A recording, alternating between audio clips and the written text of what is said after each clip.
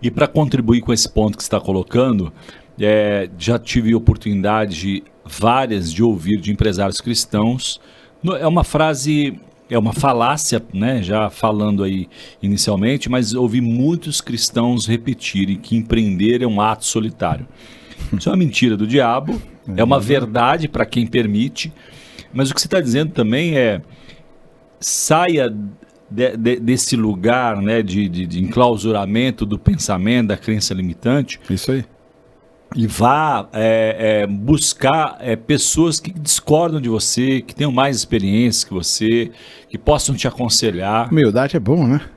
É necessário, né? Mas às vezes, o JP, né, falamos aqui inicialmente que 80%, ou quase isso, né, segundo o Sebrae, é de pequenas e médias empresas, né? A grande desculpa é, cara, eu faço tudo aqui, não tenho tempo para nada. Mas se ela ficar enclausurada, né, nessas crenças limitantes, vai ser presa fácil do inimigo. Né? Imagina Jesus. Vamos imaginar Jesus. Ele foi o maior empreendedor que já existiu. Com 12, ele mudou o mundo. Pois é, então. Mas o que ele fez sozinho, ele sabia que ele não podia fazer. Porque depois da morte dele e da ascensão dele, ele não poderia dar continuidade. Então o que ele fez? Saiu para pescar. E ele trouxe os 12 para perto. Esses 12 estavam perto de 70. Esses 70 perto de 5 mil. E esses 5 mil com os 70 e com os 12 transformaram o mundo. Completamente. Se fala de Jesus depois de 2000 anos, é impressionante o que ele fez. E como 12, ele muda, né? Tudo. Com 12. Então, a gente precisa sair desse lugar do fazer sozinho para sair para pescar e buscar esses 12 que estão perto da gente, que vão ficar perto de 70, que vão ficar perto de 5 mil, que vão mudar o mundo completamente. É possível fazer, ele falou, eu venci o mundo.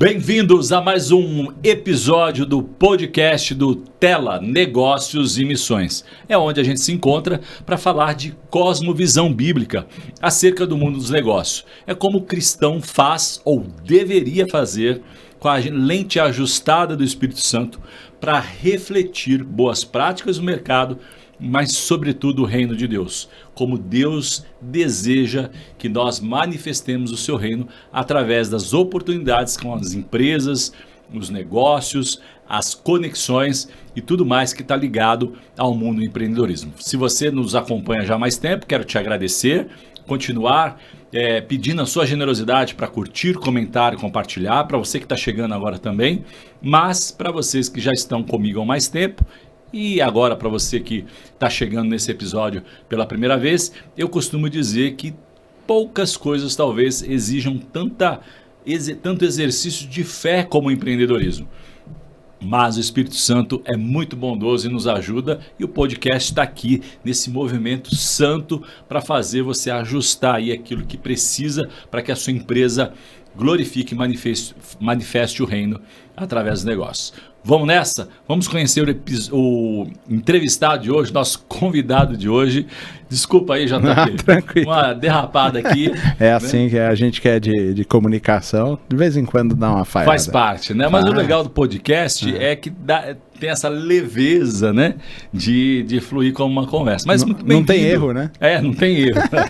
Mesmo os erros servem pra gente aqui fazer uma quebra, né? E trazer uma proximidade maior. Mas muito obrigado pela sua generosidade e disposição de repercutir alguns temas aqui que eu tenho certeza que vai chacoalhar a nossa audiência, liderança, turnaround, vamos falar de bastante coisa que eu tenho certeza que vai, de alguma forma, abençoar. Amém. João Paulo, não é isso? João Paulo. Famoso JP.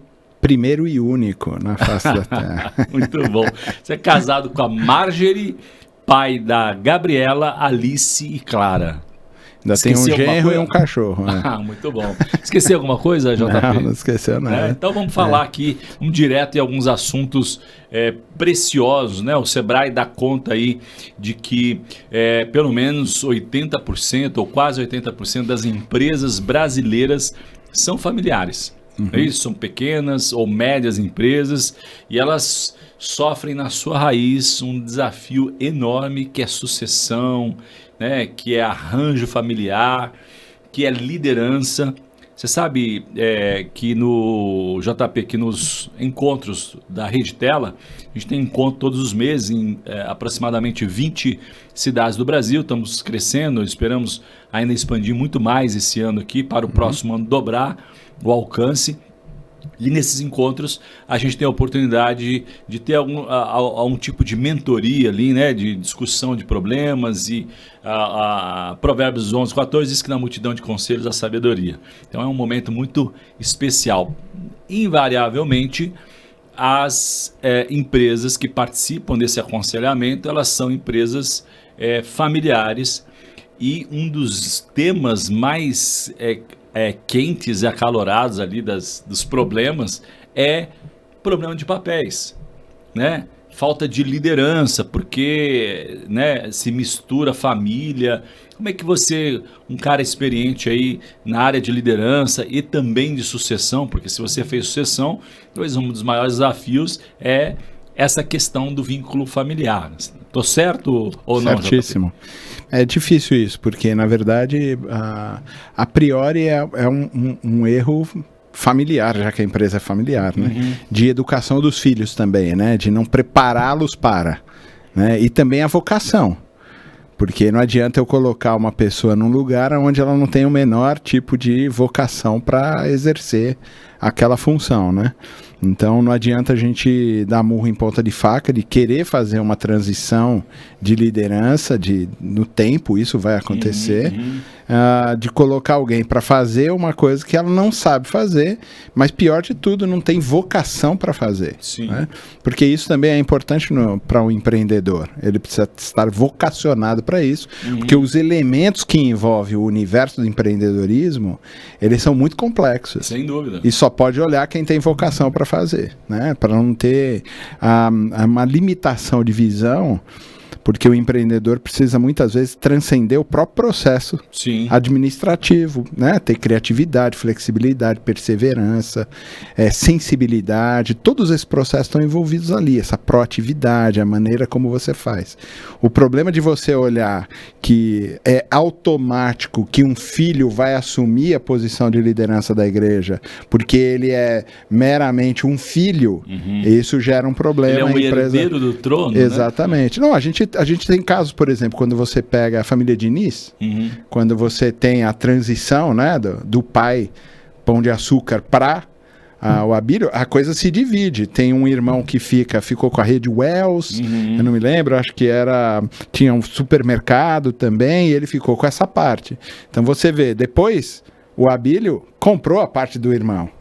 Pegou de volta, né? Claro, porque era vocacional. Você entendeu? Você pode olhar e ver que um tem realmente alguma coisa que fazia ele entender todo o processo do mercado, e o outro irmão tinha outras prioridades e a vocação era outra. Tanto que quando ele faz lá o trabalho junto com a do Carrefour, como é que chama? Cassino. O Cassino, a jogada toda tá bom, então eu vou sair do mercado, vou nada. Ele foi lá e montou a BR Foods. Isso. Trabalhou ela lá, foi majoritário e ele de novo domina o mercado. Virou gigante, né? Uma empresa do nada. Porque você vê que a vocação dele era exatamente esse tipo de... Você pega um Silvio Santos, entendeu? Mais do que um comunicador, um empresário gentil, porque a gente vê também o tipo de liderança que ele exercia e que ainda exerce no processo todo do SBT, do complexo todo do SBT, né? Sim. Você falando essa questão da vocação, me fez pensar uma questão aqui, e eu vou te provocar, tá bom? Aqui só para a gente, de alguma forma, ajudar a nossa audiência, se tiver nessa situação, de alguma forma, contribuir, né? Trazendo aqui para o nosso contexto de cristãos, você acha que se espiritualiza demais essa questão da empresa e percebe-se de menos essa questão da vocação, das boas práticas? Estou falando do brasileiro, porque quando a gente vai para os Estados Unidos, o cenário é bem diferente, né? O processo de sucessão, o filho normalmente, algumas empresas que eu já tive contato, ele tem que ser bom mesmo, senão ele não sucede, senão é CEO e é outro caminho. Aqui no Brasil tem-se um paternalismo, né? Não sei se a gente é muito emocional, né? Aquela coisa do latino passional, mas enfim, a pergunta objetiva é se espiritualiza demais. A Bíblia diz, e aí vem a provocação, que sem fé é impossível agradar a Deus, certo? E o justo viverá pela fé. Então, não dá para dissociar a fé, né, de um negócio do que o cristão esteja envolvido. Mas como que fica isso, né? Versus vocação, versus competência, preparação. Eu espero não estar dando nó na cabeça da audiência, né? Porque às vezes você fala assim, poxa, mas cara, eu que tive a ideia, né? Ou como assim? Não tem a possibilidade que não seja meu filho, né? Preciso proteger, construir um legado, e muitas vezes se fala de legado, mas eu queria que você fosse um pouco ficasse à vontade aí para ser contundente se for necessário. Olhando sociologicamente, antropologicamente o processo, os latinos, eles são muito mais passionais, são muito mais existencialistas, né? Perfeito. No processo todo. E isso já é um primeiro princípio para a coisa dar errado ali na frente, porque você se entrega à emoção e não consegue observar. Emoção Exatamente. Com decisão, que não precisa ser lógica muitas vezes. Você pega um movimento mais anglo-saxão, talvez, alguma coisa assim, meio germânica, né? Esse processo, são muito mais racionais e conseguem entender isso melhor. Então, se você for numa casa de um brasileiro e ele servir alguma coisa que você não gosta de comer, você fala, poxa, eu vou comer. Entendeu? Você come, né? Você come. Ou porque se você disser, puxa, isso aqui eu não como, a pessoa fica, meu Deus, nossa, como que eu pude fazer isso com você e tal. Você vai nos Estados Unidos, na casa de um americano, e você fala assim, puxa, isso não come. Pô, vou fazer um hambúrguer pra você. Simples. Vou fazer um hot dog. Objetivo, né? Acabou. Ele não tá sentido de que, puxa vida, tem uma culpa, né? Essa coisa toda. E a gente entendeu essa questão existencial e ficou cheio de dedos nos processos todos. Só que a gente também se acovardou diante dos dedos. Esse é o lado mais negativo aí dessa... E essa questão fez com que a gente se acovardasse. Em que sentido? A gente prefere a empresa que a gente demite e contrata. E não a empresa que a gente treina e persevera em aprimorar as pessoas da nossa equipe, para fazer com que essa pessoa dê o máximo do seu potencial. Né? Você falou de não sei se pode já indicar um livro, né? Deixa pro final. Tá. Porque para mim é o seguinte... Pode citar, naturalmente, fica à vontade. Porque para mim é o seguinte, a questão é a gente olhar os pontos fortes e os pontos fracos. A gente vive de energia. Sim. A energia está aí colocada. Você vai render o máximo da sua potencialidade se você estiver no lugar aonde você coloca toda a sua energia. Tem alguma coisa que você faz que os seus olhos brilham. Você fala assim, eu faria isso 24 horas por dia e não receberia. De graça ainda, de graça. Eu não pararia nem para comer. É isso aí. Você entendeu? Então, esse lugar que você é nota 10, a gente precisa prestar atenção nela. Por quê? A nossa luta, e latinos também fazem isso, porque são existencialistas, e são arrogantes muitas vezes, o que eles querem fazer? Equilibrar o ponto fraco e o ponto forte. E aí o que acontece? Você não potencializa onde você realmente seria muito bom e faria com que a coisa avançasse, onde toda a sua energia está depositada, você gasta sua energia e sua força tentando equalizar. E tentando equiparar. A muitos... Não tem como. Então, o que precisa ser feito? E as empresas precisam entender isso bem. Equipes bem formadas, que estão no local certo, da sua vocação. Se você é bom numa área e eu sou bom em outra, e na área que você é bom eu não sou bom, e eu me juntar com você, a gente vai dar o máximo das nossas potências. Você entendeu? Então, a empresa, ou a igreja, ou a minha equipe, todos os processos que estão colocados nesse lugar, eles vão sempre chegar ao máximo do que a gente pode dar. E é engraçado isso, porque quanto mais a gente dá dentro do nosso potencial, dentro da nossa vocação, dentro da nossa energia, mais a gente se autoexige de que apareça ainda mais, a gente vai buscar ainda mais a perfeição. Sim. Poxa, mas a gente vê isso no texto bíblico o tempo todo. Sim. De Deus colocando todo mundo no seu lugar, de gente que queria fazer coisas diferentes da sua vocação e se dando mal. E Deus falando assim, não, eu não te pus aí, eu te pus ali. Não, mas é que eu queria fazer. Não, eu não tô levando você a fazer isso, eu quero que você faça isso aqui. E aí a potencialidade dele aparece ao máximo e Deus ajuda isso a acontecer, a energia colocada, a coisa avança. Pega o José. Sim. Entendeu? José tava lá, né, com a capa dele, fustigando os irmãos, bagunçando. Mas José era um empreendedor, um cara de visão, um cara de sonhos agudos, e ele olha para o futuro. Um visionário, né? Totalmente Imagina colocar o visionário na função de um técnico, né? Que desastre que seria, né? Só isso, né? É. Você vê agora, veio o Ancelotti, né? Agora para a seleção brasileira. Muito bem. Ele tem uma equipe toda por trás dele, porque ele não consegue fazer. O que a gente está entendendo, que no futebol americano sempre teve, é o técnico do quarterback, é o técnico do... São vários técnicos e um técnico coordena esses técnicos todos. Por quê? Porque o cara não consegue fazer tudo. Quando a gente fala de empreendedorismo, de alguém que tem uma empresa, a gente precisa entender, eu não vou conseguir fazer tudo. Sim. Talvez ali no primeiro momento eu vou fazer pulseirinha, beleza, miçanguinha, eu vou e faço e saio para vender. Mas chega um momento que a empresa precisa de uma estrutura que muitas vezes eu não vou conseguir estar em todos os lugares e a gente precisa abrir mão disso. Agora, quando eu falo de sucessão, eu preciso começar a trabalhar com a geração, então, que eu pretendo que assuma o meu lugar. Mas considerar essas competências. Tudo. Então, olha, pega o próprio SBT agora que a gente for olhar. Todos os filhos estão espalhados lá dentro. E todos eles estão trabalhando. Teve uma renovação muito grande de processos todos. Você entendeu? Mas é assim, colocando todo mundo nas suas competências. Para fazer com que a coisa realmente aconteça.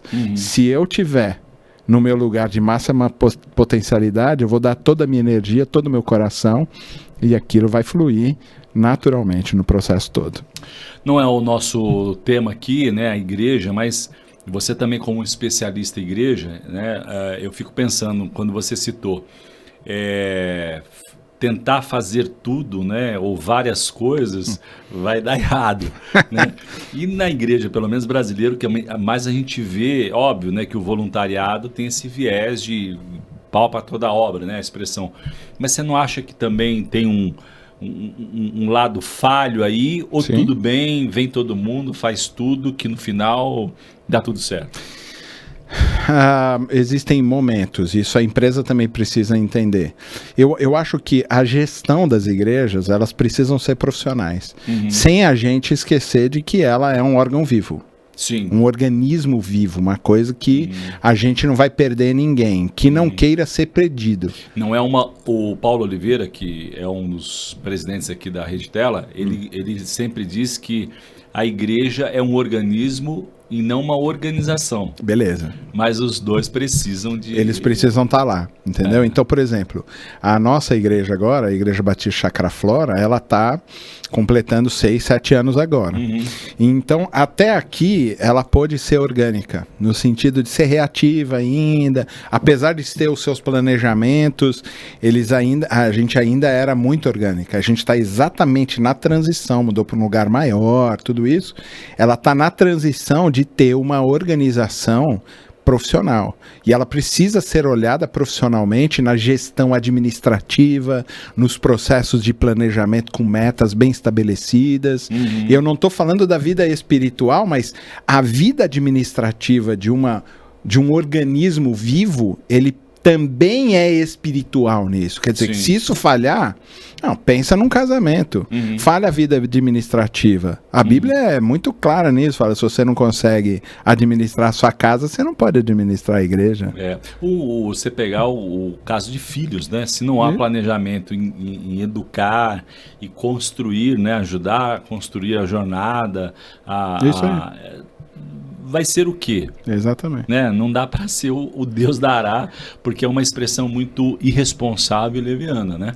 Mas voltando aqui então para o tema ainda de sucessão, acho que talvez a gente poderia dizer, JP, que o problema talvez da sucessão é não entender que o game mudou e as pessoas precisam, né, tá nesse outro nível de fase, né? Porque muitas vezes e aí a gente repercute bastante aqui, adicionando a pergunta, a questão de mordomia, né? Ou seja, Deus confiou, Deus é dono de tudo, não é sócio, né? Não é CEO, né? Às vezes a gente ouve palestra, pessoa ali apaixonada, falar, o meu presidente é o Espírito Santo, não vai se reduzir a isso, né? Mas entendo minimamente que ele está querendo dizer que ele é dirigido por Deus ou pelo Espírito Santo. Mas o ponto aqui é exatamente esse.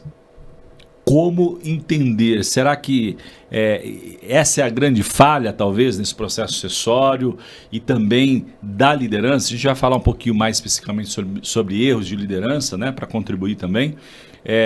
Você acha que está aí, talvez, o calcanhar de Aquiles no processo de sucessão?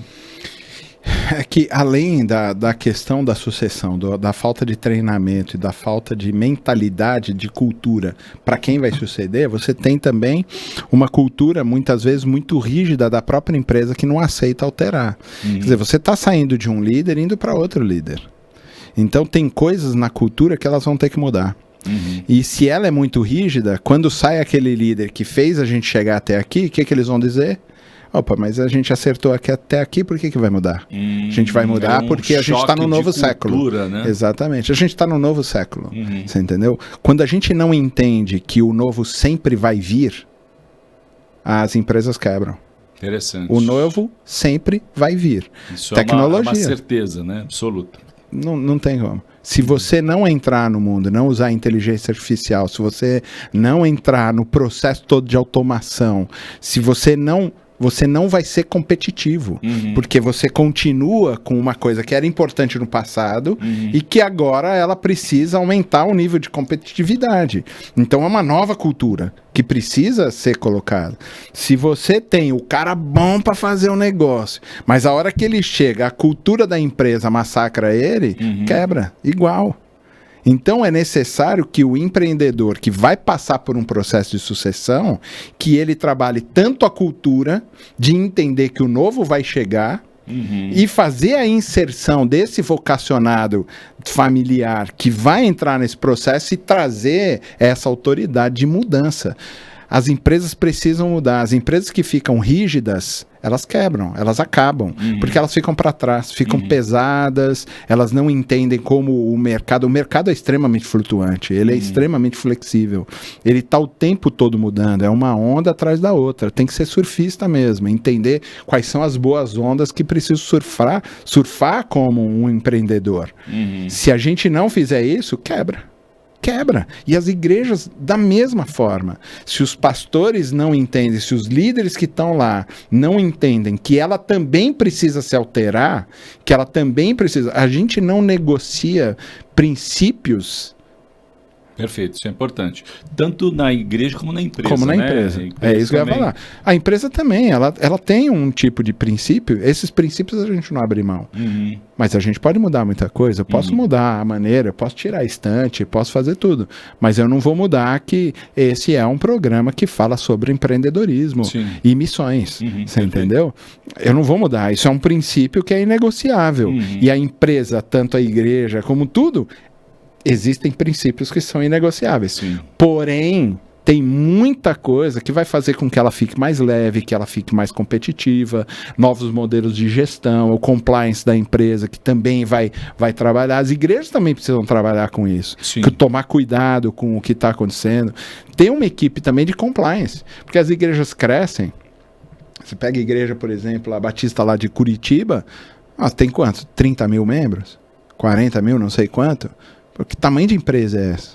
Você entendeu? Se a gente for olhar. Né? Você entendeu? Então ela também precisa de um sistema que proteja os processos todos e tenha boas práticas na sua relação com o seu cliente, se a gente pudesse chamar assim. Sim. O cliente que está lá. E se autoproteger também, porque Exato. o compliance tem esse viés, né?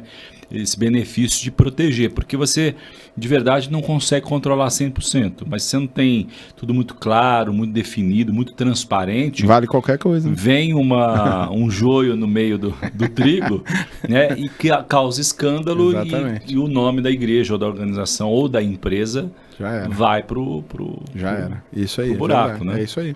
Isso precisa sempre estar colocado. É que esse processo de compliance, eu acho que o principal motivo das boas práticas, de ter essas regras de boas práticas, protege todo mundo. Sim. Protege o cliente na empresa, protege a própria empresa, deixa claro todos os movimentos que ela está dando. Isso torna ela também mais agradável e mais consumível no processo todo, inclusive a igreja. Quando você fala inclusive a igreja, você quer dizer que a igreja tem que ter transparência nas contas, tudo. Publicidade, todo mundo tem que saber, independente de qualquer coisa. Boa. É que tem hoje a gente tem gangues que vão nas igrejas mais tradicionais, onde as contas ainda são colocadas em PowerPoints, e avançam para... É que a mídia também não fala, mas tem muito pastor aí sequestrado. Uau. Entendeu? Porque como você tem ainda uma barreira que é a senha do tesoureiro, ainda eles conseguem barrar alguma coisa, mas tem muita gente fazendo... A tecnologia resolve isso, né? Dá para você criar, por exemplo, aqueles que estão conectados de fato com a igreja, algum caminho de portal, publicidade. Que é o que a gente faz lá na igreja também, entendeu? Legal. Então a gente tem um drive que é só para os membros da igreja, que eles não conseguem replicar. Legal. Entendeu? Então eles recebem, mas eles não conseguem nem copiar, nem replicar, nem imprimir, nem nada. Mas tá lá, tá tudo publicizado para eles em todos os momentos. Então essas coisas precisam tá aí, entendeu? Peraí, mas principalmente quais caminhos a gente segue, porque a pessoa também precisa. Numa empresa que tem tudo às claras, ela consegue saber onde é o teto que ela vai chegar também, no avanço da sua própria carreira, no controle da sua própria carreira. Não são só as contas às claras, mas onde ela vai chegar numa empresa? Quando? Eu tenho o meu genro, um tempo atrás, ele é do Santander, né? Ele é gerente, diretor de alguma área de lá. E aí, ele ainda menino, e ele falou assim, não, eu vou sair, tem uma empresa que tá me dando, vai dobrar o meu salário e tal. Eu falei, meu irmão, é o seguinte, presta atenção. Teto. Você entendeu? Essa empresa que você está indo, aonde você consegue chegar? Consigo chegar até tal. E no Santander? Aí ele falou, dá para comparar. Outro mundo. É visão a longo prazo, né, muito JP? Bem. Só que a geração dele não vem a longo prazo. Sim, é muito limitado. Desafio da geração. Isso eu usei a favor dele. Eu disse assim, quantos entraram com você e ainda estão lá? Não, todos saíram. Isso vai contar a favor seu. Quando chegar lá na frente, os caras também vão olhar e vão falar assim, esse ficou. Esse cara conhece toda a cultura, todos os processos. Vamos apostar nele. Entendeu? Então, há um tempo atrás, ele foi junto com a diretoria para a Espanha. Legal. Agora, está indo também, junto com os chefs, CEO, alguma coisa assim, está indo para os Estados Unidos, também para um congresso que ele vai participar. E talvez lá. se tivesse ido para outra empresa, estaria demitido. Não, já estava fora. Já estava fora. Tinha rodado. Correndo pires em algum lugar. Boa. Ô, JP, então, ainda fechando o tema aí de sucessão, quando dá ruim, aí chama a consultoria de turnaround, né? Que é um termo americano. Vamos para outro caminho, né? Que para quem não conhece, é fazer uma virada ali, né? Uma mudança de rota para poder salvar o negócio. Resumidamente, fala bem simples, isso. Esse termo em hebraico é shuv, né? Que a gente chama de conversão, né? Olha que interessante. Porque esse termo, depois trazido para o Novo Testamento, é o de arrependimento. Olha Só que a gente faz uma leitura latina para o termo arrependimento e acha que é de culpa, de alguém fracasso. que... meu Deus, tem uma coisa existencial. Passionalidade. Não tem. tem. Para o hebreu não tem isso. Chuva é conversão. É alguém que estava indo para o caminho do mal e agora vai para o caminho do bem. Quando a gente está trabalhando com consultoria nas empresas, a gente está trabalhando com chuva. A gente está falando assim, olha, esse caminho aqui é ruim, precisa ir para esse aqui. Você entendeu? Então você faz toda a leitura da empresa e diz, uau, vamos quebrar em 6 meses. Entendeu? Puxa, como fazer? Ah, vamos para esse lugar aqui. Entendeu? Entende todo o processo de cultura dela, todo o processo administrativo, e aí acha caminhos para você voltar para um caminho que seja realmente saudável para a empresa, e a igreja também precisa fazer isso muitas vezes. E na sua experiência aí desses programas de turnaround, o que você destacaria que é o maior erro que você observa? Porque você tem vários, né? De estratégia, de lentidão, o mercado foi agressivo, veio um chinês, tem uma série de variáveis, né? Mas é pessoal, quero dizer, normalmente é um problema do líder ou está ligado a um outro ponto que você destacaria? Se você tivesse que, eu sei que não é tão, né, zero cartesiano, cartesiano, assim, né? Mas se você, né, com a tua experiência, tivesse que olhar e destacar assim, ó, esse daqui realmente não é tão gráfico de tão barras, binário, né? ele se sobressai. Eu acho que a dificuldade das pessoas se adaptarem a novos modelos, entendeu? Isso eu acho que é uma dificuldade grande. Então, as pessoas estão acostumadas com um caminho. Mas espera aí, mas isso está indo para lá. É uma frase corriqueira de todo mundo, né? Não dá para fazer coisas esperar coisas diferentes se você faz sempre a mesma coisa. Sim. Então, não tem como, entendeu? Então, as pessoas, nossa, inexorável, em né? 6 meses a gente vai falir. Uau, mas continua indo para o mesmo caminho. Não, a gente precisa entender que vai trazer desconforto num primeiro processo, que a gente vai perder gente querida nesse processo, que a gente também vai ter que perder, você entendeu? Porque também existe alguma coisa que alguns que já desistiram da visão, da cultura, da missão da empresa. Eles já desistiram. Eles estão lá porque eles só estão lá, cumprindo um número. Você está falando que perdeu a visão. Falta a visão, não tem visão. Ou nunca abraçou a visão e fica pendurado. Esses parece para uma empresa que quer se tornar sadia, essas pessoas, e aí estou falando bem disso, parecem aquelas bolas de aço que estão acorrentadas aos pés dos prisioneiros. E a gente vai levando aquilo e a empresa vai, você entendeu? Eu tenho um conhecido, prestava consultoria, terceirizava programadores para o Itaú, né, por exemplo, e ele falou assim, não vou perder ninguém, porque essa sempre foi a visão, né? Não, a gente é uma família, a gente é uma família, a gente é uma família. Então, quando a coisa, ele deveria ter permitido que essa família ficasse menor, porque perdeu um contrato, ele falou assim, não, eu vou manter e gente, pode confiar, eu vou conseguir. E ele ficou 1 ano e meio mantendo as pessoas. Quebrou. Não, pior, né? Quem quebrou foram os próprios funcionários que ele manteve. Porque eles entraram na justiça e processo trabalhista, aí quebra de vez, né? Processo inteiro. Então, assim, você imaginar que ficou 100 pessoas sendo sustentadas sem fluxo de caixa, só com a sua reserva, ou com empréstimos que você ia fazendo, uma bola de neve gigantesca. Quer dizer, muitas vezes a falta de visão de que você precisa perder coisas no caminho, quer dizer, você tá lá vai naufragar, joga as coisas fora, você entendeu? Você não pode afundar, mas puxa, eu vou perder os vinhos, que se afundar vai perder os vinhos e você, filho. Você vai junto, melhor você estar junto com o barco inteiro, você entendeu? Que de repente você pode recuperar os vinhos que foram perdidos. A gente acha no Mar Morto, ainda se acha muitas vasilhames de vinhos e tudo, por causa de naufrágios. Até hoje. Bem antigos, entendeu? Por quê? Porque eles jogam para poder sobreviver. E eu acho que é isso que precisa fazer. Algumas vezes a empresa precisa entender, a gente é sim uma família, a gente precisa ter a cultura de uma família. De cuidar, né? Porque isso não quer dizer que você está deixando de cuidar, mas precisa, às vezes, tomar decisões duras, né? Tem um filme que chama Querido Menino. Não sei se você já assistiu. Não conheço. Eu gosto muito de filme, mas... Steve Carell. Sei, que é o do The Office. Isso, né? O Todo-Poderoso. Todo-Poderoso, perfeito. Ele é o pai, ele é um jornalista, uma história real. Ele é um jornalista e ele tem um filho usuário de drogas. Chegou uma hora, no filme, já spoiler, né, para os filmes, que ele teve que dizer, eu não posso ajudar mais você. E o pai, eu vou morrer, pai, olha, não sei o que lá no telefone. Ele falou, filho, eu não posso mais ajudar você. E desligou o telefone. A partir daí que o filho dele pôde ser ajudado de verdade.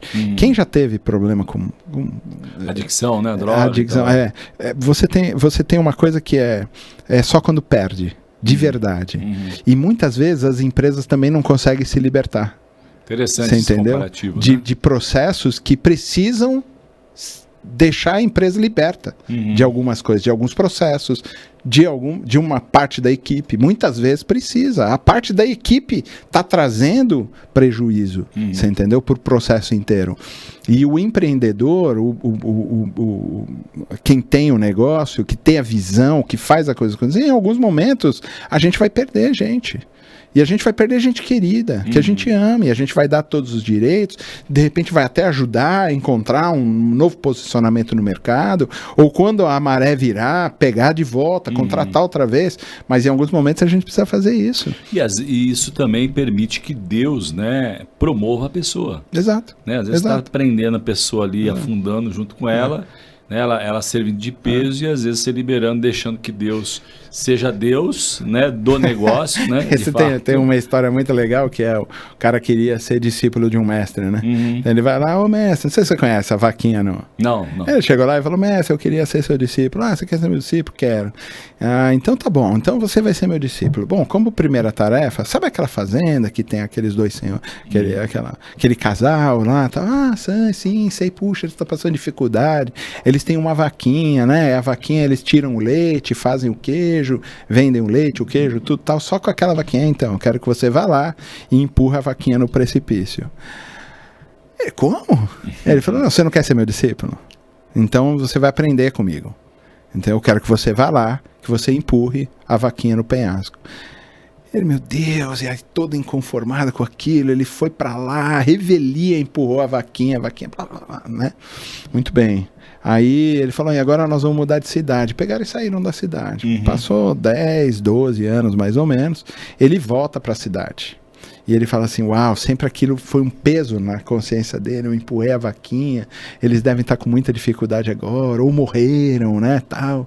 E ele voltou lá e a fazenda estava grande, era uma grande vinícola, né, tinha gado também, tinha muita coisa, virou uma fazenda próspera e tudo. E ele falou, uau, eles venderam o terreno e foram embora, onde será que eles estão? Puxa, eu vou tocar a campainha, né, e tocou a campainha, saiu o dono lá, né? E ele falou, rapaz, o mesmo. Ele falou, uau, você por aqui? Ele falou, mas você vê como é a vida, né? Puxa, quando eu saí da cidade, né? Você tinha só uma vaquinha, tava mal das pernas. Ele falou, você vê como é. Eu peguei a vaquinha que ainda estava viva e vendi ela, todas as partes. Eu peguei um pouquinho daquilo e fiz uma plantação de... né? E comecei a fazer, e puxa, comecei a prosperar e fazer a coisa acontecer, e aí tive novos processos e coloquei a coisa, e olha só como a gente tá super próspero e tal. O que fica desse tipo de negócio é que algumas vezes no processo da empresa a gente precisa jogar a vaquinha no precipício. Ou seja, entender que a vida também é feita da empresa, né? A nossa vida é pessoa física, mas a pessoa jurídica também é feita de ciclos, né? Exatamente. E às vezes está muito apegado. Isso, de alguma forma, JP, está ligado à liderança, né? Você está dando exemplos aí de visão, ou pelo menos de falta de visão, né? Que cria esse problema, e aí tem que vir uma consultoria de turnaround, etc. Tal, e às vezes é tarde demais, né? Algumas vezes sim. Algumas vezes imagino que sim. Falando então sobre liderança, da tua experiência aí, né, com essas empresas e tudo mais, o que você destacaria, talvez uns 2, 3 aspectos aonde o líder normalmente mais falha? E se você puder, na verdade, né, se for possível, destacar aí com essa visão do líder cristão. Porque todo empresário, a partir dessa premissa, que todo empresário precisa ser um líder. Você concorda comigo ou não? Com certeza. Não, senão não vai. Se ele não tem visão para a coisa, em algum momento ele também vai quebrar porque ele não vai ter mão de obra. Porque às vezes ele herdou, às vezes ele empreendeu. E voltamos para a questão da visão da... às vezes no Brasil, o que acontece muito é empreender por necessidade. Foi demitido, viu ali uma situação, vendeu o carro, aproveitou, alguém que era mais, né, ousado e não tinha vocação, não se preparou, né? Mas como é que é isso? Você, na sua experiência, você viu bastante empresário com falta de liderança? Eu acho que uma das características que falta muitas vezes no processo é a autotranscendência do processo. Precisa transcender muitas vezes o processo para ir além. Eu preciso estar além da empresa para trazer a empresa para um novo século, para uma nova era, para um novo movimento. Se eu tô lá dentro do sistema todo, isso também é um problema, porque a gente fica doente junto com ela. Você entendeu? E a gente não consegue ver saída para o processo. Um empreendedor visionário, ele sempre está para além da sua própria empresa. Você entendeu? Ele ama a empresa, ele se dedica à empresa, mas está para além dela. E ele precisa olhar assim. É como o labirinto. Se você olhar por cima, as saídas são muito claras. Sim. Mas se você estiver lá dentro batendo a cabeça nos espelhos, você também não consegue sair e todo mundo adoece com ela. Então, acho que uma primeira característica de uma liderança é ter visão e transcender os processos da própria empresa. Isso para qualquer, o cristão, o não cristão e tudo. E eu acho que para o cristão, isso é uma situação sine qua non. Ela precisa existir nisso. A gente precisa entender que as pontas não fecham se não tiver Deus na jogada, você entendeu? Lembra do encontro de Jesus com Nicodemos? Sim, perfeito. A questão boa ilustração. meu amigo, é o seguinte, eu tô vendo que as coisas que você faz, só Deus pode fazer, mas eu toquei em você, Deus é espírito. Não tem matéria. Sim. Eu toquei em você. Eu tô aqui sentindo o seu calor. Eu abracei você. Eu tô vendo o Senhor falar comigo. E Deus a gente não vê. Ele é imaterial, ele é espírito. Você entendeu? O que Nicodemos está tentando fazer é encontrar uma coisa racional. Ele é binário, ele está nesse sentimento do mundo, no sentido de precisa fechar racionalmente algumas coisas. E qualquer empresário de visão sabe que as pontas não fecham racionalmente. Que muitas vezes um negócio aparece que você não foi buscar. E muitas vezes um negócio que era impossível de ser fechado, ele é fechado. Mas quem que fez isso? Foi a razão? Foi a maneira, seu produto é mais maravilhoso do que os outros? Você é um cara maravilhoso? Não foi. A gente sabe que tem coisas que só fecham espiritualmente. Então, quando Jesus vira para ele e diz assim, então, Nicodemos, é o seguinte, para você entender o que está acontecendo, você tem que nascer de novo. A gente espiritualiza isso no sentido de, uau, vai ter que... Mas ele é tão racional que ele fala assim, espero que você não está falando porque eu tenho que voltar para a barriga da minha mãe. Porque é inconcebível racionalmente isso, né? Entendeu? E ele falou assim, não. Você tem que dar um boot na máquina, porque ela trava. Você tem que formatar a máquina outra vez. E tem que rodar um outro sistema operacional. Entendeu? Porque senão não vai. Se você continuar tentando entender dentro desse sistema operacional, ele vai travar todas as vezes. Todas as vezes você vai ter que apertar o boot, todas as vezes você vai comprometendo mais a máquina. Cada vez que você dá um boot, você fecha o seu equipamento sem de verdade fechá-lo, ele vai trazendo mais problemas, vai potencializando problemas ainda mais graves. O negócio é, você precisa trocar o sistema operacional. Nas empresas também isso precisa acontecer. Um empreendedor, alguém visionário, alguém sensível ao processo da empresa, a cultura da empresa que está sendo colocada, precisa entender que em muitos momentos a conta não fecha se ela for racionalmente. E que a gente precisa também trabalhar com aquilo que é improvável. O não eu já tenho. Você pode ver que os grandes vencedores, os que caminham para fazer as empresas andarem, eles vão atrás daquilo que eles esperam alcançar. Precisa ter fé. Você começou falando isso. Precisa ter fé para ser empreendedor. É sobre isso. Você entendeu? Verdade. Então essa relação é muito importante. Quer dizer, o camarada tá lá. Não, é assim. Vai fazer. Não dá. A conta não fecha no final da empresa. Não fecha. Sem dúvida. Você entendeu? O Theo Hayashi esteve aqui conosco numa entrevista e, aliás, eu recomendo aí você que ainda não assistiu, né, busca aí no histórico, super abençoadora. Ele fala numa parte da entrevista a importância da visão, né, de ter visão e etc e tal. Mas ele também fala o seguinte, é importante entender que muitos pontos serão ligados no caminho. Exatamente. Não é legal isso? Né? Porque senão você e que isso também se conecta ao que você disse, que a liderança, né, o empreendedor, ele precisa transcender ao negócio, né? Porque senão ele tem uma forte tendência a se apegar, racionalizar, né? Fechar. E com isso ele não vai permitir que Deus continue sendo Deus. Exatamente. Do negócio. Você sabe que dá um exemplo tangível aqui, né? Antes de vir para cá, eu passei numa consulta médica de rotina. E a médica olhando lá aquela quantidade enorme de exames de sangue, uma infinidade de informações ali do check-up, né? E ela falou assim: puxa, tá tudo bem. E ela falou assim: nossa, tá bom. E eu falei assim: que bom, né? Tipo, tô comemorando, né?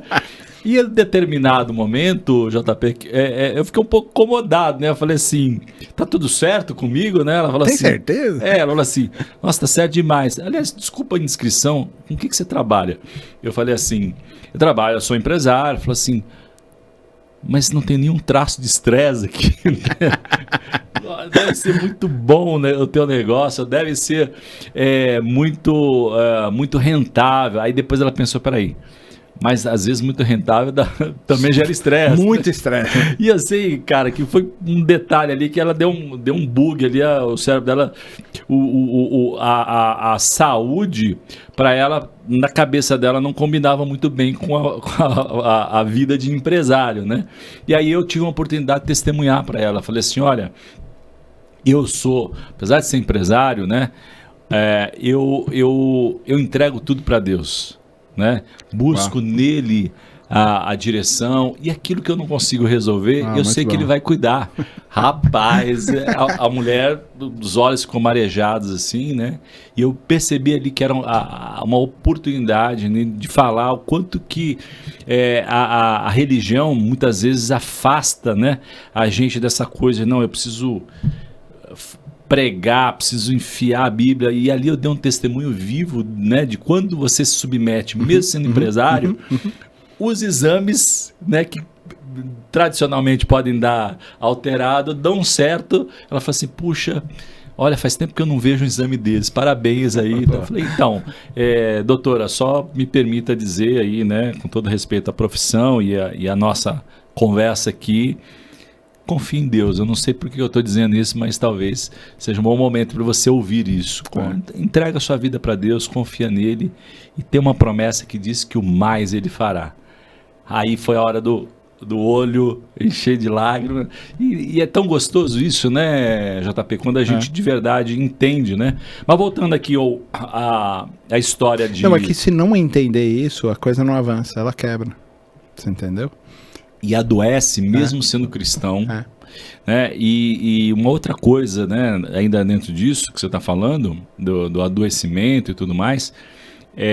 eu já tive a oportunidade de aconselhar muitos empresários que eles se sentem condenados porque estão falhando, né? Fala: cara, você não vai resolver tudo, né? Ou tem que também às vezes entender o ciclo. O negócio você não renovou, esgotou. Exatamente. Encerra, começa um novo ciclo.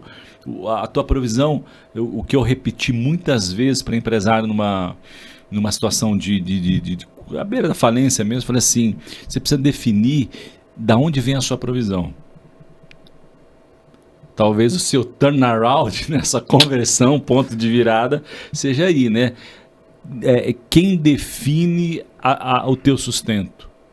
Né? Porque a gente está muito acostumado, e como empresário você acaba vivendo uma vida boa, né? Com acesso a bens, materiais, etc. e tal. Mas o que a gente não pode é perder de vista nunca, né? Essa questão do...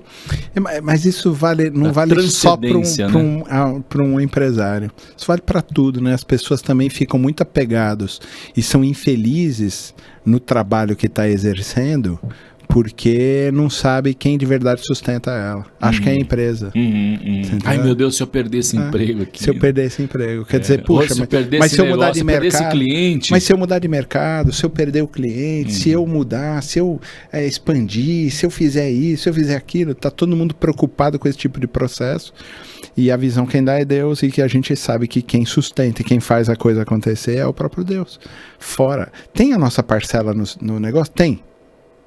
Mas é assim, tem coisas que, se a gente não entender que as coisas espirituais são entendidas espiritualmente e que a nossa empresa, ela também é espiritual. Sim, boa. Você entendeu? Essa frase é importante e vale a pena ser repetido. A nossa empresa também é algo espiritual. Então, ela trabalha com as 3 dimensões da complexidade humana. Ela é material, ela é emocional, ela é espiritual. Se a gente perder isso, a gente não consegue fazer uma empresa que seja saudável, onde todos os que estão participando dela vão ter o estresse dela e vão ter as alegrias dela. Percebe? Sim. Uma empresa saudável, ela parece muito com o reino. Ela parece com o reino. As pessoas ficam satisfeitas no processo inteiro. Por quê? Porque elas também são supridas no seu trabalho por Deus, tanto na vida material, quanto na vida emocional, quanto na vida espiritual. Quando a gente vê colaboradores que estão sofrendo em alguma dessas áreas, a gente também está falhando como empreendedor. Porque a gente precisa olhar as nossas equipes, entendeu? As pessoas que fazem parte da equipe, que ela também é um organismo vivo, como é uma igreja. A gente não trabalha como sacerdote de uma empresa, mas deveria. A gente deveria olhar o negócio, e os nossos colaboradores também, eles também transcenderem um processo inteiro para ajudar que ela seja um lugar agradável para todos. Que ela seja o lugar onde Deus possibilita o meu sustento na minha família, o meu equilíbrio familiar. A pessoa sai do trabalho, aquele trabalho é horrível, aquela porcaria de trabalho, você entendeu? Que também não ajuda no sustento de casa, que não me faz avançar como ser humano. Isso é um problema. É um ciclo vicioso. E vai destruir a empresa. E vai destruir. Entendeu? A vida dela, né? Primeiramente, a saúde e também vai acabar contaminando. Então é importante que a gente também observe esse tipo de processo. Das pessoas estarem no lugar correto, avançando e crescendo como seres humanos, como profissionais e gostando do processo inteiro. Empresas precisam crescer. Igrejas precisam crescer. Agora, hoje em dia, eu estou 100% na igreja, mas a questão é o seguinte: igrejas que não crescem, morrem. Ficam doentes, porque ficam que nem cachorro sarnento correndo atrás do próprio rabo. Você entendeu? E não vai. Empresas precisam crescer também, precisam avançar. Elas não podem parar no tempo, porque elas vão produzir colaboradores doentes. Porque, voltando à questão do organismo, né? O organismo ele evolui, né? Ele é vivo, ele vai desenvolvendo, né? Mas deixa eu pegar esse gancho aí de crenças limitantes que você está falando, né? E com toda essa propriedade por também estar atuando na igreja, né? Eu gosto muito de filme e vou usar o filme do Poderoso Chefão aqui. Calme, não me julgue. Faça um programa que é o Pipoca de Graça, lá na Rádio Transmundial. Então, você faz o merchan aí, olha para aquela câmera ali. A gente faz um programa lá, você está convidado, chama Pipoca de Graça, todas as quartas-feiras, em rtmbrasil.com.br. Você pode assistir lá o programa, assistir mesmo, porque vai pro YouTube e tudo, chama Pipoca de Graça. A gente faz uma resenha dos filmes, faz uma ponte com o cristianismo, com a Bíblia de forma geral, entendendo quão é importante a cultura também para... Boa, então assim, habilitado aí, né, por alguém experiente que faz programa. Esse filme que você vai falar é filé, né? O Poderoso Chefão, né? Poderoso Chefão é uma aula de entendimento do ser humano, né? De como funciona o mundo, uma série de nuances. Sucessão. Enfim, tem uma riqueza muito grande, óbvio que é um filme violento e sobre máfia. Mas, né, eu costumo dizer que a arte, ela extrapola alguns estereótipos, mas a boa arte faz pensar. Né? E dentro desse viés, no Poderoso Chefão, né, de novo, aí misturando negócios, você falando aí de igreja, na sua fala você sempre deu uma escorregadinha ali, envolveu a igreja. Muito legal isso, e a gente tem vários empresários, pastores também, né? E tem outros pastores que também nos assistem, nos acompanham, não são empresários, quem sabe estão aí porta, né? Mas é que se o pastor não for um empreendedor, ele não consegue fazer a igreja avançar. Tem que ter essa visão, boa. Não tem como. Boa. Não tem como. Os pastores que têm visão limitada, que não são empreendedores, que não são proativos, que não fazem a coisa avançar, que não são criativos para fazer a coisa avançar, as igrejas morrem. Sim. É a parábola dos talentos. Eu tive medo, então eu guardei aqui a sua... Como assim? Não, dá para quem já deu mais. E tem uma coisa, não quero entrar nessa área, mas tem uma coisa sensível aí, né? Que é você permitir se aculturar o mundo, né? E perder os valores importantes, pilares da igreja, mas também o outro extremo é desconsiderar os tempos. Com certeza. Né? Mas juntando tudo é o Zeitgeist que a gente chama, que é a visão, né? Como é que é o do tempo? A percepção do tempo, né? A gente tem que entender o que está acontecendo agora no tempo, entendeu? No filme Poderoso Chefão, a gente, do 3, né, especialmente, o pano de fundo do filme, se você não assistiu, não vou dar spoiler, mas é importante assistir para entender o que eu quero dizer. Muito bom, a trilogia inteira é fantástico, eu gosto dos 3, mas essa parte especificamente, né, que se discute ali com pano de fundo, a igreja é dona, e é verdade, né, do maior banco, ou do banco mais rico do mundo, que é ali no filme a Imobiliare, né? Que é dona de várias empresas no mundo. Que é o Banco do Vaticano. Que é o Banco do Vaticano, portanto. Então, isso é verdade, embora o filme ali coloca ali uma tinta e uma discussão, né? Tem a história lá de que o Papa morre em detrimento da trama, mas aí não quero dar spoiler. Mas o ponto aqui, JP, é que posso estar enganado, né? E talvez você seja mais experiente e uma visão mais profunda. Você acha que a igreja, né? Você falando, todo pastor tem que ter visão de empreendedor, etc. Tal. E estou dizendo isso não só porque a audiência talvez tenha alguns pastores, mas os empresários podem também ajudar o pastor a ter uma visão. Acho que é um papel importante. Negócios e missões. Né? Como conselheiros, né? Não é muito comum nas igrejas ter o papel de conselheiro, né? Ou de conselho, à semelhança das empresas, mas seria muito saudável, né? Se olhar ali Provérbios 11:14, né? A multidão de conselhos da sabedoria. Boa. Mas o ponto ali é que a igreja, ela entendeu que ela poderia se envolver no mundo dos negócios e isso de alguma forma ser instrumento para desenvolvimento, né? A gente vê, por exemplo, a reforma, falávamos antes do início aqui, né, com Paulo, o quanto o berço da reforma foi patrocinada pela tecnologia e pelo dinheiro, por empresários, né? Mas a minha percepção, às vezes, JP, que no Brasil parece que tem um ar de puritano. Não, a gente tem que ficar cuidando. Dinheiro é sujo. Dinheiro é sujo, tem que ficar cuidando das ovelhas aqui, né? Conta um pouquinho da sua visão a partir dessa provocação aí do Poderoso Chefão, né? Uma igreja se misturando ao mundo dos negócios. Bom, primeiro que é sine qua non que a igreja participe disso, porque ela precisa se sustentar e ela precisa abrir novos meios desse sustento, para também não onerar as ovelhas que estão lá. A gente fica só tosqueando as ovelhas, tadinhas, né? Uma hora acaba lá. Tem um exemplo bom disso daí, prático, não querendo te cortar, mas claro. Uma igreja de Chicago. Você nem é gordo, né? Uma igreja de Chicago, que ela, né, óbvio, entendendo esse posicionamento, ela é a igreja que mais ajuda refugiado dos Estados Unidos. É isso aí. Né? E o dinheiro não vem da igreja. Criou-se ali, a igreja criou um mecanismo ali de criar enfim, um sistema de poder acolher, tratar, educar, documentar, treinar e enviar, né? Que lindo, quando você vê um exemplo desse, você fala assim, cara, olha como a boa prática da empresa aplicada ao reino dá frutos, mas quando você vai numa igreja católica, por exemplo, você não vê, você tem hoje momentos de ofertas e tal, essas coisas, mas você não vê um grande volume de pessoas fazendo esse tipo de coisa. Porque o sustento é em outro lugar. É que nem o filme O Fome de Poder lá com... Sim, McDonald's. Exato, é Michael Keaton, né? Isso. A grande questão era assim, você não entendeu o ramo de negócio que você tá.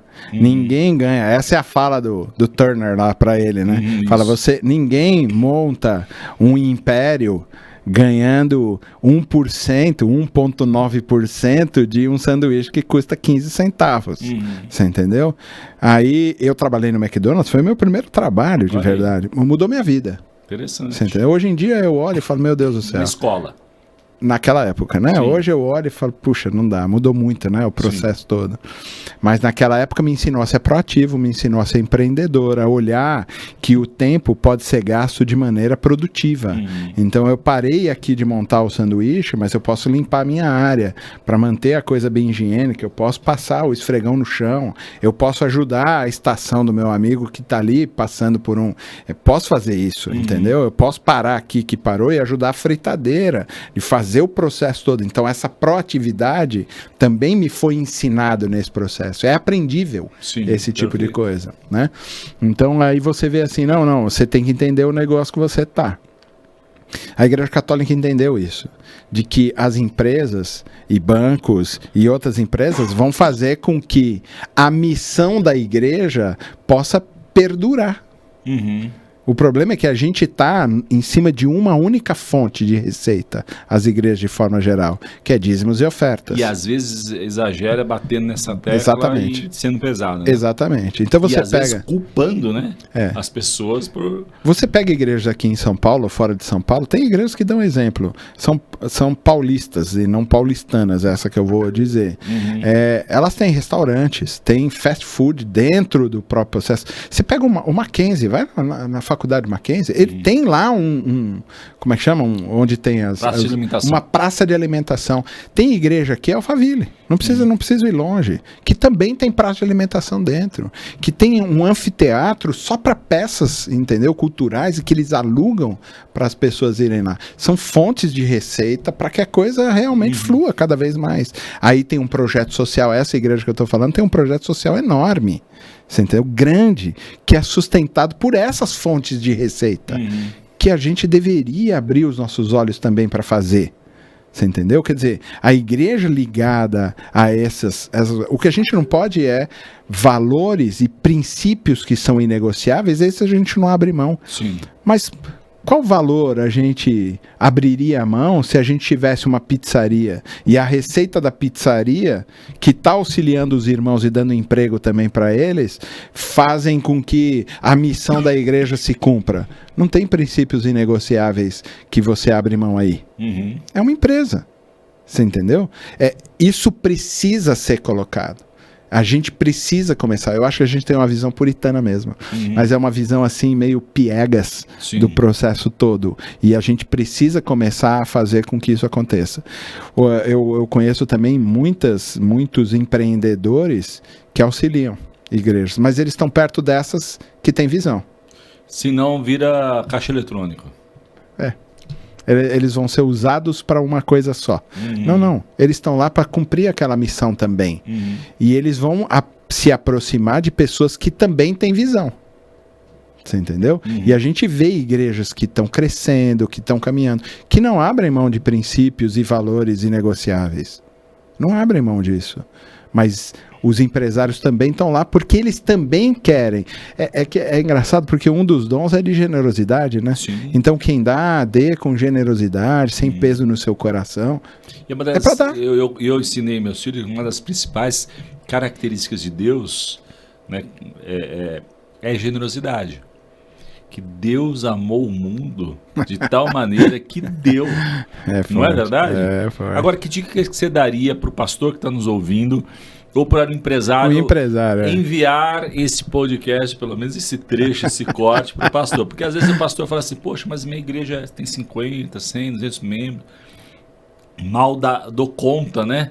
De gabinete, etc. Tá? Como é que eu vou me envolver com o mundo dos negócios? Que dica que você daria?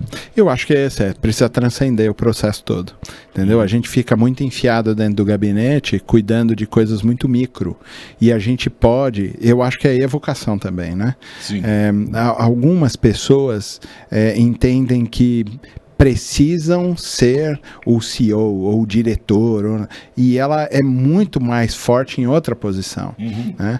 Nossa igreja tem 6 pastores, e a gente entende exatamente isso, que cada um na sua posição. Legal. Eu sou o empreendedor, eu sou o cara do criativo, o cara que motiva, o cara que, vamos lá, vamos fazer. Mas a gente tem pastores que querem cuidar, tem vocação para cuidar do micro, e trabalham no micro, trabalham com as pessoas, cuidam das pessoas, visitam, vão aos hospitais, porque faz parte da vocação deles fazer isso. A gente tem pessoas lá que são administrativas e trabalham no administrativo.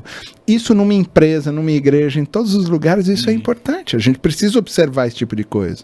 Talvez eu esteja no lugar errado. Talvez ela não cresça porque as minhas crenças são limitantes e vão fazer com que eu não consiga avançar mais no projeto. Eu não posso ser aquele responsável da parábola dos talentos. Ah, não, eu fiz aqui porque eu tive medo de... Não. Deus não deu espírito de covardia, mas de ousadia. Né? Ele fala para Moisés, olha aqui, vai fazer isso aqui. Ele vai. Com medo, ali meio receoso, porque coragem não é ausência de medo. Todo empreendedor tem que ter medo. E tem que ter coragem para vencer o medo. O medo é bom desde que ele te mostre os perigos do caminho e para você desviar. Então você vai saber onde estão os problemas. Isso é medo. O medo, ele fala assim, ó, tem um problema ali, ó, tem um problema colar. Você olha e planeja como passar por aqueles momentos de turbulência. Isso é medo. O corajoso, esse que Deus fez a coisa acontecer, ele tem medo, por isso ele observa com atenção os perigos da estrada, mas ele, criativamente com Deus, ele consegue criar pontes e criar caminhos para se desviar e para vencer as turbulências que a vida vai preparar para sua empresa ou para sua igreja. Na grande maioria das vezes, a gente está covarde. E a gente precisa ampliar a nossa visão e transcender o processo para entender que mais pessoas precisam chegar para fazer avançar a coisa toda. Uma das características ruins do líder é a centralização. Boa. E o que você está dizendo é solta o cabo da nau, né? Citando lá os mais antigos a canção. E é isso, né? Talvez aí colaborando, né? Na história da dica, talvez trazer um pastor que também é empresário. Não, a gente precisa entender um consultor. Não é verdade? A gente precisa entender um consultor. Entendeu? De achar assim, eu não posso fazer tudo. Chama um consultor. Chama uma pessoa que vai poder olhar todo o seu processo, que vai poder reestruturar a visão, missão, e lembrar que a visão e a missão, ela também vai se alterar no processo, né? Eu nem vou criar meta, porque quando alcançar a meta, eu dobro a meta, né? Tem gente piada, que fala aí, né? Piada não, falou de verdade. Mas pior que falou. Mas a questão é o seguinte, eu ponho meta, e a hora que eu alcanço a meta, eu reavalio minha visão e missão para uma nova meta. E a gente precisa estar flexível. Tem muitas igrejas e muitas empresas que estabelecem uma visão e uma missão e nunca se alteram. Entra agora no site da Natura e você vai ver como é. Muda. O tempo todo muda. Porque se alcança aquele projeto. Porque o mundo muda, né? Tudo muda. E a gente alcança. A gente não está trabalhando para alcançar. Sim. Então lá a gente, queremos ser uma comunidade de discípulos. A hora que for todo mundo discípulo, o quê? Perdeu? Perdeu a razão. A gente não vai, fecha, né? E vai embora? Não. A gente entende em Deus que a gente precisa ampliar o processo todo e mudar a visão também. Muito bom. Estamos caminhando para o final aqui, mas... Que pena. Pois é o tal do ar, né? O JP, vou mostrar aqui para essa câmera, escreveu um livro, Corpo e Sangue, o livro baseado em Coríntios 11. Muito bem. Não é isso? É.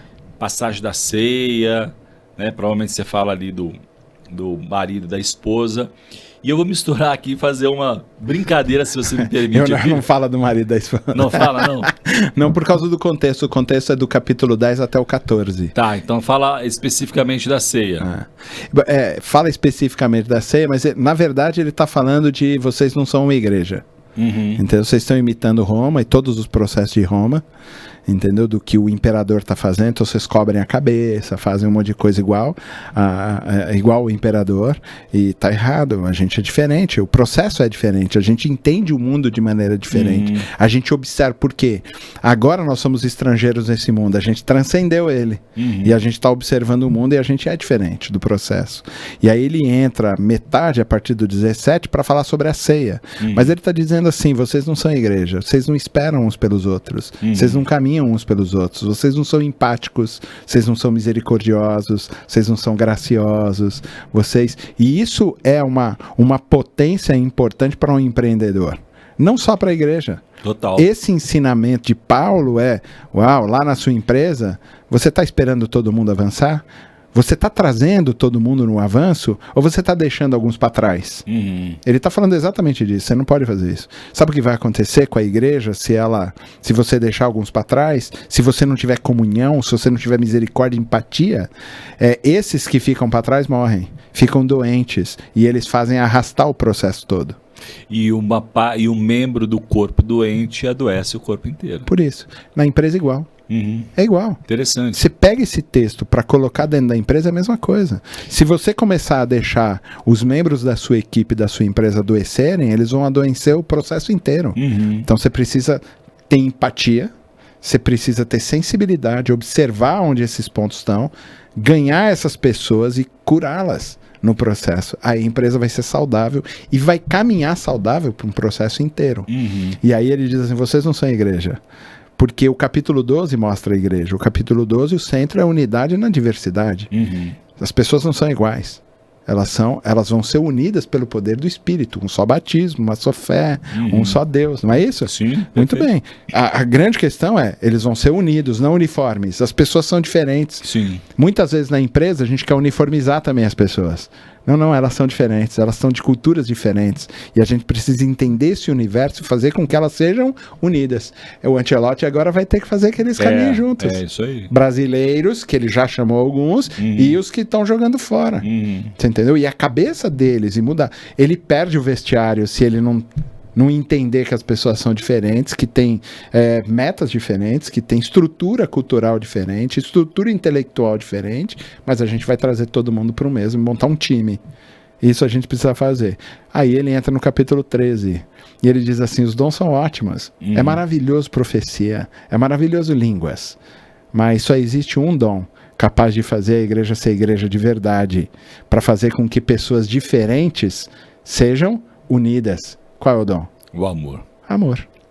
Isso tem muito a ver com a empresa, né? Total. E esse amor não é aquela coisa, de novo, piegas, passional, né? Paternalista, muitas vezes. Muito bem. É exatamente de cuidar das pessoas, né? A minha esposa, ela trabalha na área da neurociência e essa parte da psicologia cognitiva ligada ao segmento corporativo. Boa. E recentemente houve uma normativa NR1 acerca de saúde mental, né? A obrigação, né, dos empresários cuidarem da saúde emocional dos colaboradores, que tem tudo a ver aí com... o Estado me obrigar a fazer isso, eu deveria ter isso já. Pois mas você sabe, JP, que este é o ponto. Eu ouvi alguns empresários reclamando, o Estado só cria problema, cria coisa nova, vai gastar dinheiro. Irmão, isso você já deveria estar fazendo.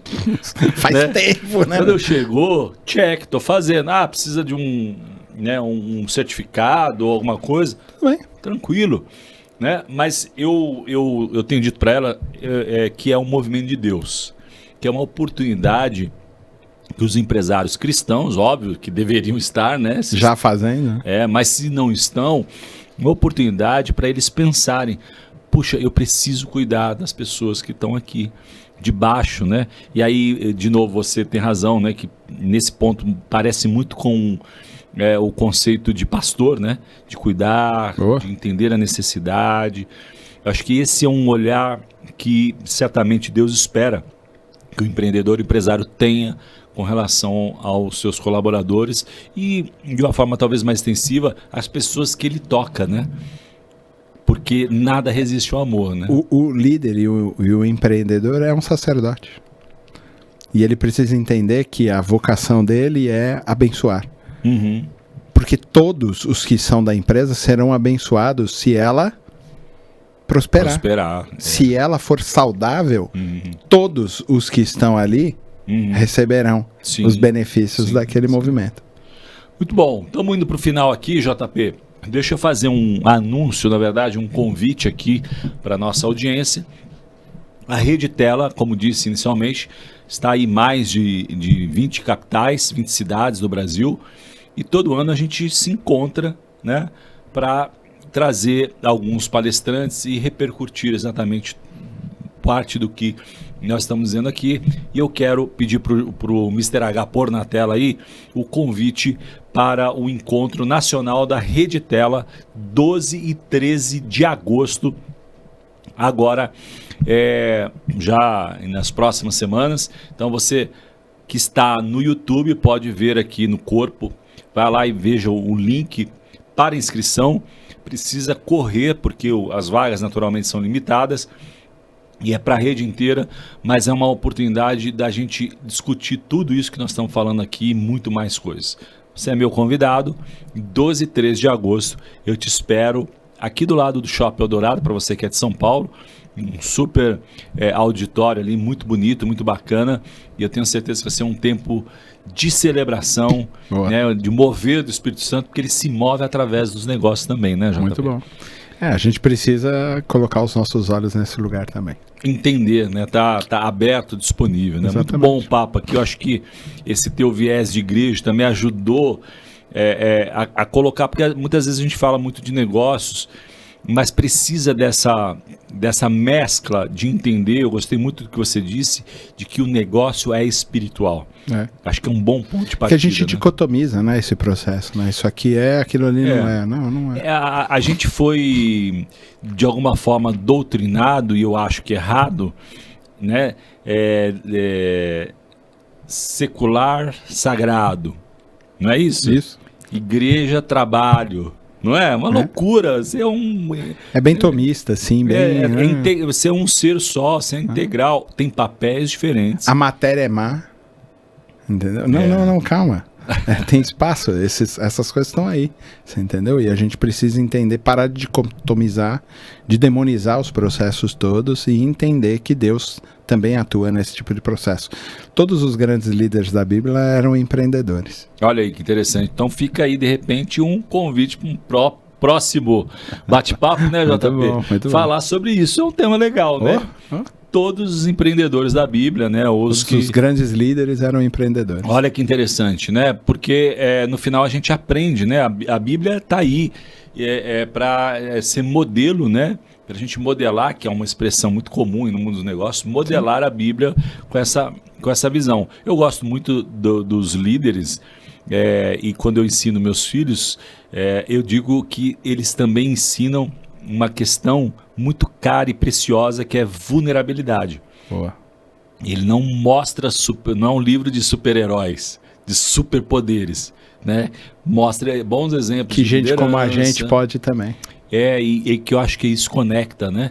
Que é isso que nos faz entender e sair, né? E eu tenho essa direção aqui para, de repente, se tiver uma pessoa na audiência, eu quero te dizer que só existe uma pessoa que é responsável pela culpa. E você já sabe quem é, né? Então você está se sentindo culpado aí porque você está fazendo ou deixando de fazer. Nosso objetivo aqui é exatamente fazer você pensar fora da caixa e de repente repensar os conceitos, né? E eu estarei lá. Muito bom, muito bom. 12 e 13 de agosto, você é o nosso convidado, tá bom? JP, caminhando para o final aqui, eu sempre faço 3 perguntas, além do seu livro, uma delas, né? Se quiser adquirir, JP, através do site, consegue? Lá da Rádio Transmundial. Da rádio, então, rtmbrasil.com.br, entra na loja lá e você pode adquirir.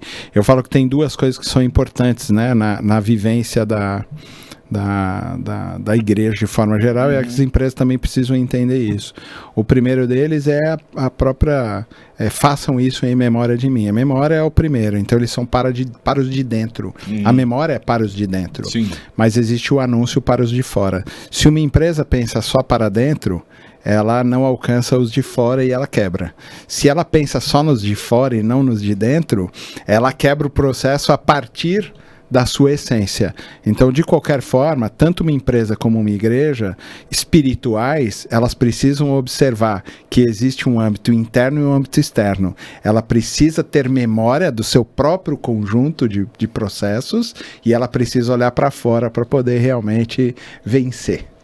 Muito bom, vai virar um corte, né? E quem sabe vai para a intro aí, porque é um tema muito precioso.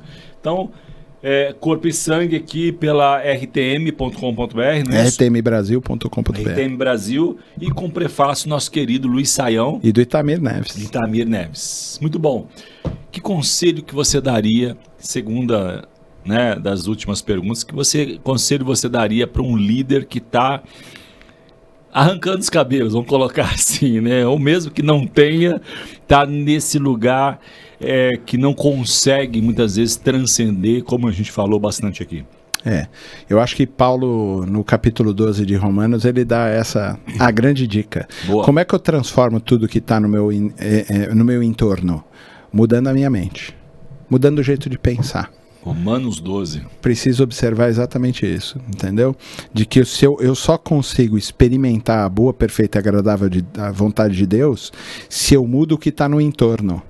Só que só posso transformar o meu entorno se minha cabeça muda.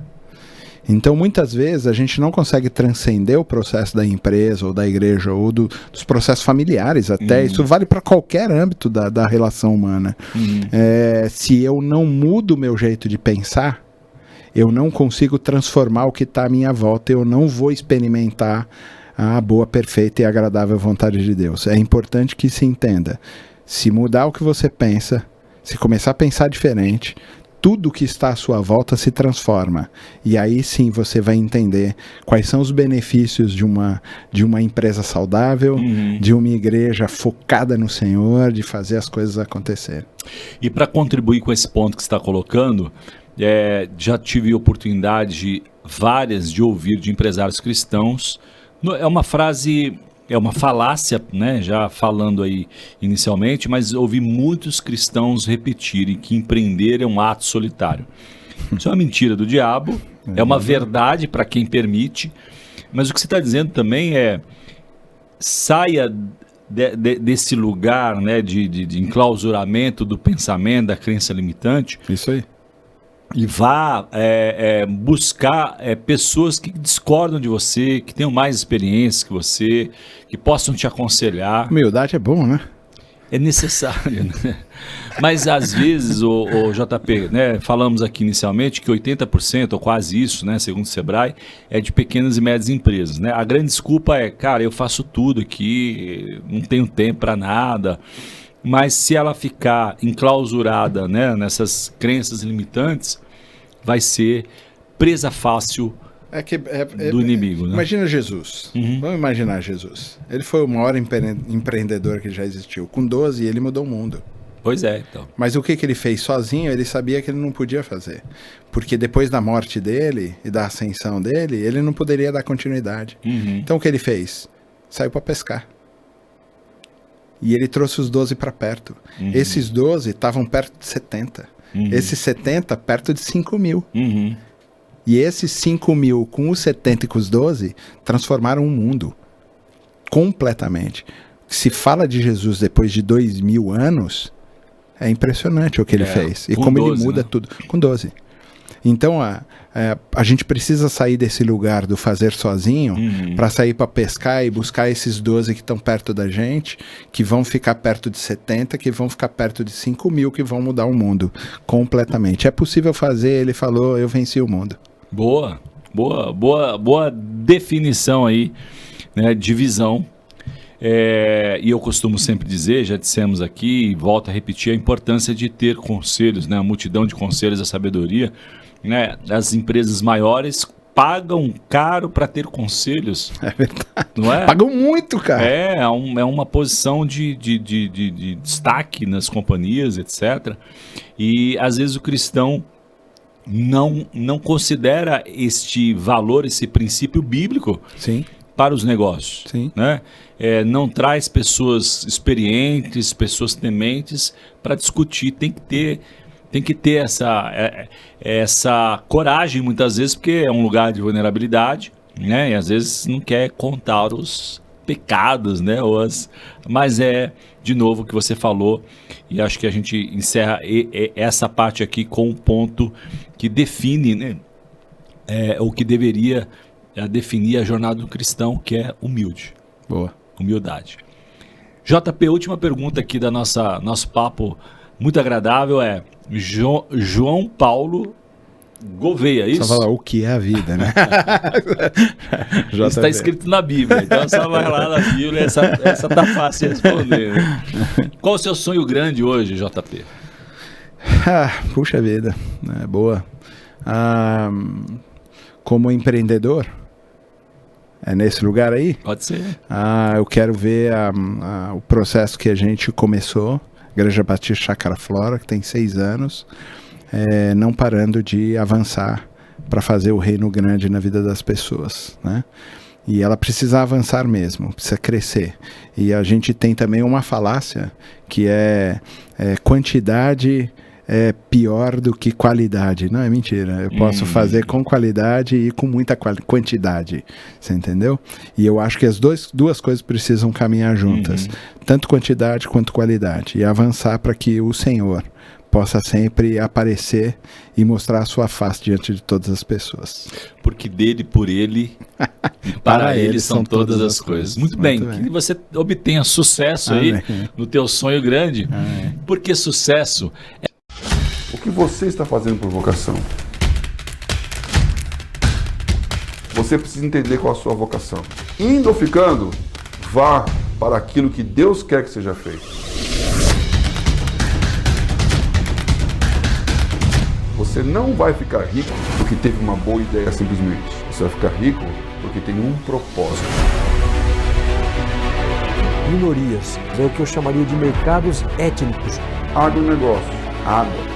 Tecnologia, globalização. Eu sugeriria a área da sustentabilidade. Por que as empresas têm investido tanto em sustentabilidade? Será que não é pela fidelização dos consumidores? O que tem se desenvolvido mais rapidamente, categorias como moda, como saúde e beleza, como casa e decoração. E finalmente a área de energia. Nós estamos diante de um cenário em que a gente tem as mudanças culturais e tecnológicas muito importantes. Essa mudança de cenário tem desafiado a igreja a ter conhecimentos específicos e saber utilizar essas ferramentas para a glória de Deus. O Tela Masterclass é, para mim, exemplar nesse sentido.